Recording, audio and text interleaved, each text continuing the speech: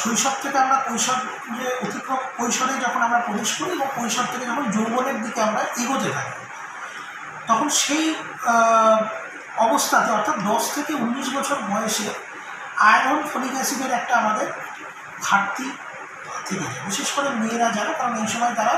তাদের শারীরিক পরিবর্তন আসে এবং সেক্ষেত্রে একটি আয়রনের প্রয়োজনীয়তা হয়।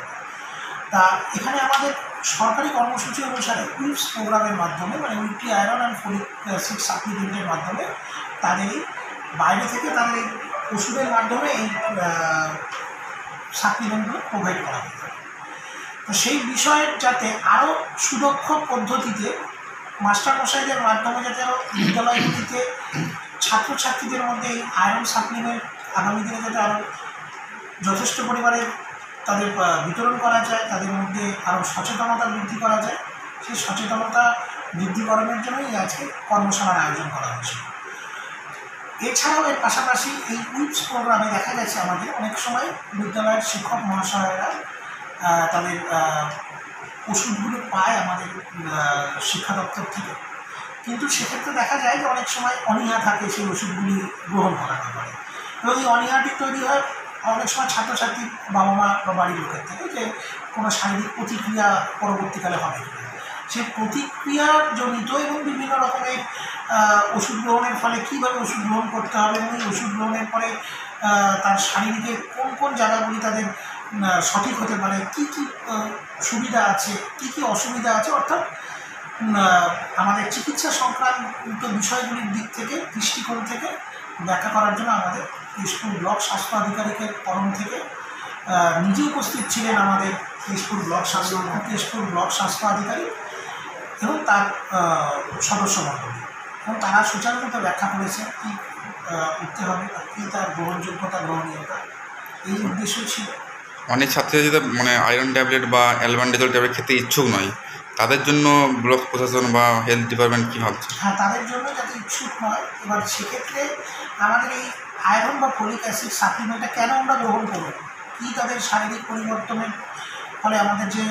আয়রন ঘাটতি তৈরি হতে পারে, বিশেষ করে মেয়েদের, এবং আগামী দিনে যখন তারা গর্ভাবস্থায় বা গর্ভবতী হবেন তাদের ক্ষেত্রে তাদের সেই প্রজনন স্বাস্থ্য তাদের কীভাবে ক্ষতি হতে পারে এই আয়রন বা ফলিক অ্যাসিড গ্রহণ না করার ফলে, এই যাবতীয় চিকিৎসা দৃষ্টিকোণ থেকে ব্যাখ্যা করে গেছেন আমাদের কেশপুর ব্লক স্বাস্থ্য আধিকারিক মহাশয়। যেটা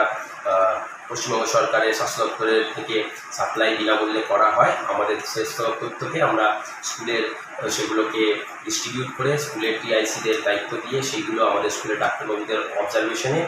সেগুলো তাদেরকে খাওয়ানো হয়, কোনোটা উইকলি খাওয়ানো হয়। একদম ছোটো বয়সে যেগুলো রয়েছে সেগুলোকে আমরা অনেক সময় প্রাইস উইকলিও দেওয়া হয় যারা বাচ্চা রয়েছে। আয়রনের মেইন সমস্যা হলো আয়রন প্রেগনেন্সি একটা নিজেই একটা ফিজিওলজিক্যাল রক্তাল্পতা তৈরি করে স্বাভাবিক নিয়মে, তার সাথে সাথে যদি আয়রন সাপ্লিমেন্টেশন পর্যাপ্ত পরিমাণে না হয় বা তার আগে থেকে সে রক্তাল্পতায় ভোগে, তার মৃত্যুর ঝুঁকিটা অনেকটা বেড়ে যাচ্ছে পোস্ট প্রেগনেন্সি। সেটা প্রিভেন্ট করাতেই তার ভূমিকা কী, আয়রনটা কেন খাওয়া প্রয়োজন এবং তার রিপোর্টিং সিস্টেম নিয়ে যেসব সমস্যা আমাদের ছিল তাই নিয়ে আজকে একটা আলোচনা সভা হয়েছিল, যেখানে আমরা সবাই নেতৃত্ব দিয়ে জয়েন্ট স্যার ছিলেন, ওনার ভূমিকা ব্যাপারটা উনি বললেন ডিটেলস সেই বিষয়ে। বিদ্যালয়ে আয়রন ট্যাবলেট বা অ্যালবান্ডেজল ট্যাবলেট দেওয়া হচ্ছে, কিন্তু বিদ্যালয়ের শিক্ষক শিক্ষিকা পুষ্টি ও স্বাস্থ্য সম্পর্কিত প্রথাগত জ্ঞান থাকলেও হেলথ বিষয়ে যে প্র্যাকটিক্যাল জ্ঞান সে বিষয়ে তো জ্ঞান নাই, সেই জন্য কতটা দেওয়া যুক্তিযুক্ত? যথেষ্ট ওনারা টিআইসি যারা টিচার ইনচার্জ রয়েছেন বা যারা শিক্ষিকারা রয়েছেন তাদের শিক্ষাগত ব্যাপার নিয়ে আমার কোনো ভূমিকা নেই, তারা হয়তো সারা স্বাস্থ্যের ব্যাপারে অতটা সমৃদ্ধ নয়, সেই জন্যই আজকের এই মিটিংটা, যেটাতে তাদেরকে আমরা এনলাইট করলাম যে কেন এটার ভূমিকা রয়েছে, রক্তাল্পতা কীভাবে কমানো যাবে, কেন prevention is better then cure, কেন তাদেরকে আগে থেকে